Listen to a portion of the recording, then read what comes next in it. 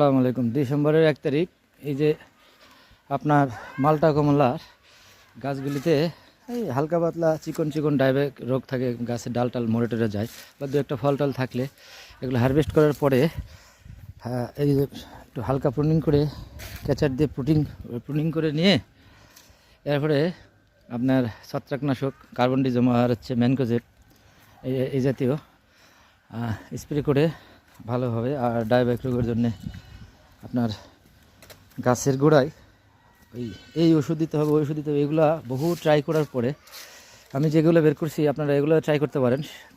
সব কিছুর পরে ওইগুলো অ্যাডজাস্ট হয়েছে। সেটা হচ্ছে সবচেয়ে বড় জিনিস হলো গোবর। এখন এই মাত্রায় যদি একটু গোবর দিয়ে সাথে একটু হালকা খোল আর আপনার একটু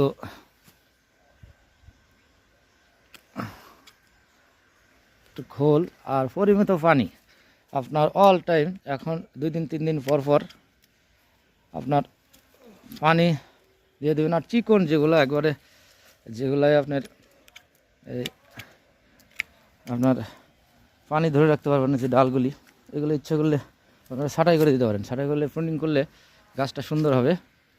আর এরপরে কীটনাশক প্লাস ম্যানকোজেব ফাঙ্গিসাইড এইগুলা ভালোভাবে স্প্রে করে দিয়ে, আর বিশেষ করে গাছের গোড়াগুলি অবশ্যই এভাবে বর্ধ পেস্ট লাগিয়ে দিবেন। সেটা হচ্ছে চুন, এর সাথে একটু ম্যানকোজেব ম্যানসার জাতীয় যেগুলো এই টাইপের ভালোভাবে দিয়ে দিলে পচন হবে না, নিচে পচন হবে না। এই মোটামুটি এই গাছগুলি বেশি বয়স না, 1.5 বছর 2 বছর বয়স। আমি ফল তেমন একটা নিই নাই, 2-4টা করে নিয়েছিলাম খাওয়ার জন্য, ভালোই খারাপ না।